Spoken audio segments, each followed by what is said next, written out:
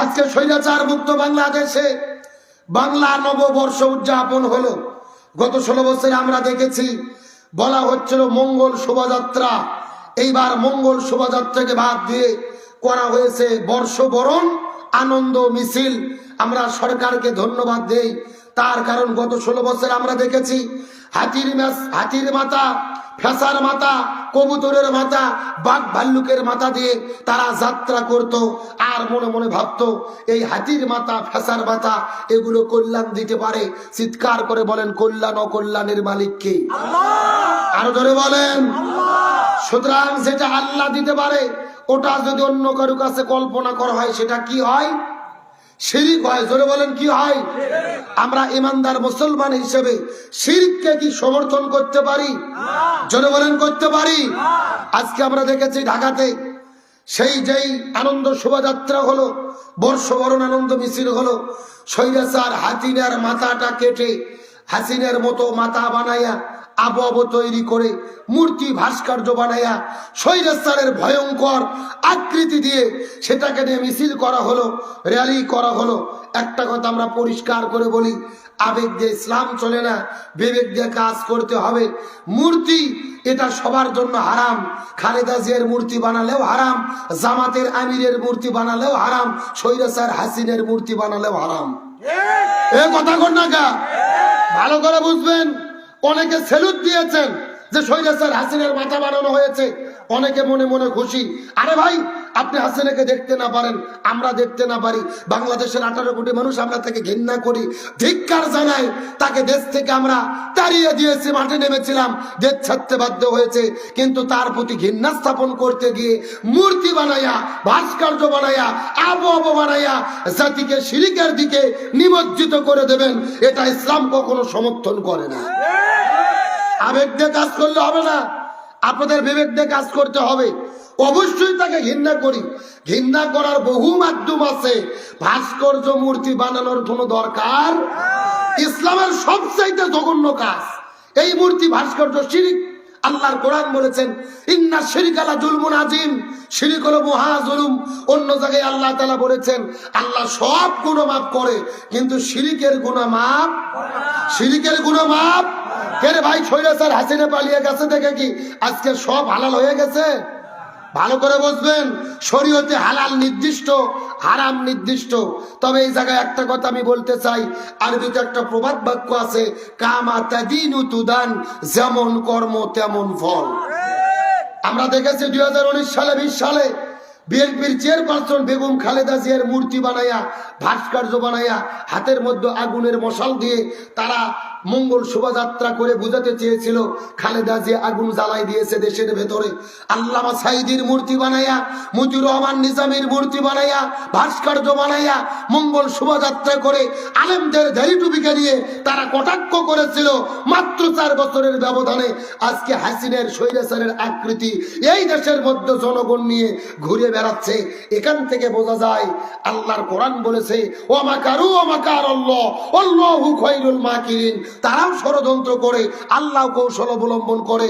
আল্লাহর কৌশল হলো সর্বোত্তম, সর্বাপেক্ষা সবচাইতে উত্তম। আর আরবিতে যে প্রবাদ বাক্য বললাম কামা তাদিনু তুদান, এগুলো তাদেরই কর্মের ফল। এটা তারা শুরু করে দিয়ে গেছে।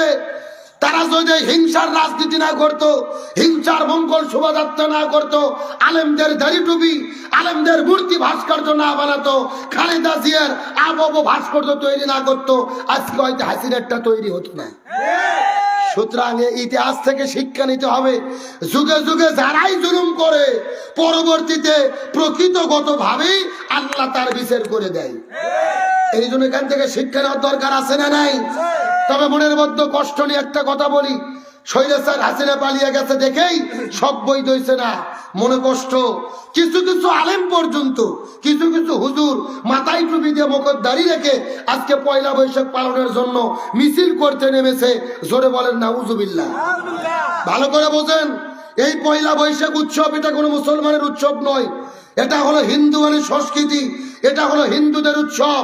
আর রাসূল হাদিসের মধ্যে বলেন মান তাশাব্বা বিকওম ফাহুয়া মিনহুম, যার সঙ্গে যার মহব্বত তার সঙ্গে তার কিয়ামত। আপনি কাদের সংস্কৃতিকে ভালোবাসেন? হিন্দু বৌদ্ধ খ্রিস্টানদের সংস্কৃতিকে যদি লালন করেন মহব্বত করেন তাদের সাথে আপনার হাসর নাচর হবে। আর তাদের সাথে হাসর নাচর হলে জান্নাত না জাহান্নাম? বাংলাদেশের একজন জাগ্রত কবি মুহিব খান হাতের মধ্যে থেকে তসবিহ কখনো ফেলে দেয় না। আজকে উনিও মিছিল করতে গেছে পয়লা বৈশাখের, হাতের মধ্যে তসবিহ নিয়ে তসবিহ ঠেলতেছে, আনন্দ শোভাযাত্রাও করতেছে, পয়লা বৈশাখ পালন করতেছে। আমি মনে করি এগুলো ইসলামের সঙ্গে হাসি ঠাট্টা তামাশা করা। আপনি হিন্দুয়ানি সংস্কৃতির মিছিল করতেছেন আর হাতের মধ্যে তসবিহ নিয়ে জিকির করতেছেন, এগুলো মানুষকে আর ধোঁকা দেওয়ার চেষ্টা করেন না।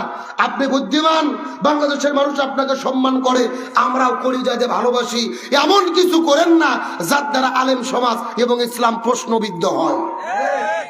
এতদিন তো বাংলাদেশের মানুষ জানতো পয়লা বৈশাখ হলো হিন্দুদের কাজ। এখন হুজুররা যদি মাঠে নামে, যারা মুসলমান মূর্খ দিন ইসলাম জানে না, এরা চিন্তা করবে কে রে হুজুররাই পয়লা বৈশাখ পালন করতেছে, তার মানে এটা করা যাবে। কথা বলে না কেন? বাংলাদেশের মানুষ কোরআন পড়ে ইসলাম শেখে কম, হাদিস পড়ে ইসলাম শেখে কম। বাংলাদেশের 90% মানুষ ইসলাম শেখে হুজুরদেরকে দেখে, আলেমদেরকে দেখে। সুতরাং আমি যদি কোনো কাজ করি মানুষ মনে করবে আব্দুল সালাম যুক্তিবাদী করেছে, তার মানে করা যাবে। এই যে আজকে আলেম সমাজ আবেগের ঠেলায় রাজপথে নেমে পয়লা বৈশাখ পালনের জন্য মিছিল করতেছেন, যা খুশি তাই করতেছেন, এর দ্বারা মূলত আপনারা ইসলামকেই প্রশ্নবিদ্ধ করতেছেন। এখন তো আওয়ামী লীগরা প্রশ্ন করতেছে কে রে শেখ হাসিনার আমলে আমাদের জন্য ছিল হারাম আর তোদের জন্য হালাল হয়ে গেছে, কথা কর না কা? এই প্রশ্ন উঠানোর সুযোগ তো আমরাই দিয়েছি। সুতরাং সাবধান। আজকে সচেতনতার জন্য, ইমান বাঁচানোর জন্য আপনাদের কথাগুলো বলতেছি। পয়লা বৈশাখ আমাদের উৎসব নয়। আর পয়লা বৈশাখ প্রথম বাংলা বছরের প্রথম দিন যদি আপনি এই দিবসকে পালন করতেও চান, মিছিল নয়, শোভাযাত্রা নয়, মূর্তি নয়, সকালবেলা ফজর নামাজ পড়ে নামাজ আদায় করে আল্লাহর কাছে দোয়া করে কোরআন তেলাওয়াত করে আল্লাহর কাছে দোয়া করতে হবে এই বছরে যেন আল্লাহ আমাদের কল্যাণ দান করে। আর আমরা ফজর নামাজ পড়ে বট গাছের নিচে যায় রমনার বটমূলে গান গাচ্ছি, এসো হে বৈশাখ এসো এসো। বৈশাখ এমন ভাবে আসে, সকালে গান গাইছে, দুপুর পরে কাল বৈশাখী ঝড় উঠে পুরো এলাকা মেশা কাল। এ কথা কর না কা? আল্লাহর কোরআন বলেন এগুলো প্রত্যেকটি হলেন আমাদের কাজের ফল। জাহারাল ফাসাদু ফিল বাররি ওয়াল বাহরি বিমা কাসাবাত আইদিন নাস। জলে এবং স্থলে যত বিপর্যয় ঘটে সব হলো মানুষের দুই হাতের কামাই। সুতরাং আপনি বৈশাখকে ডেকে ডেকে আনতেছেন, বৈশাখ এসে আপনার আমের বাগান মেসাকার করতে যাচ্ছে, ধান মাটি ফেলে দিয়ে যাচ্ছে। আমাদের তো উচিত যদি আল্লাহর কাছে দোয়া করতে হয় বছরের প্রথম দিন 2 রাকাত নামাজ পড়ি, কোরআন তিলাওয়াত করি। এই যে এত সুন্দর আয়োজন, কোরআনের মাহফিল আয়োজন করেছেন, আমরা মাহফিল শেষে দোয়া করব আল্লাহ যেন এই বছরে কল্যাণ দান করে। মুসলমান হিসেবে আমাদের সংস্কৃতি হলো এটা। আপনি শিক্ষা নেন, আল্লাহ আমাদেরকে 2টা ঈদ দিয়েছে, ঈদুল ফিতর, ঈদুল আজহা। এই সমস্ত অনুষ্ঠানে কি কোনো মিছিল আছে? ঢোল টবলা আছে? কেমনে আমরা অনুষ্ঠান পালন করি? সকাল 8টায় ফজর পরে গোসল করে ঈদগাহে যাই, নামাজ পড়ি, আল্লাহর কাছে দোয়া করি। তারপরে মুসলমানদের আনন্দ হবে নামাজের দ্বারা, আল্লাহর কাছে দোয়ার দ্বারা। সুতরাং ইহুদি খ্রিস্টানদের কোন সংস্কৃতি আমরা সমর্থন করতে পারি? জোরে বলেন পারি? আল্লাহ তাআলা জাতিকে হেফাজত করুক, বলেন আমিন।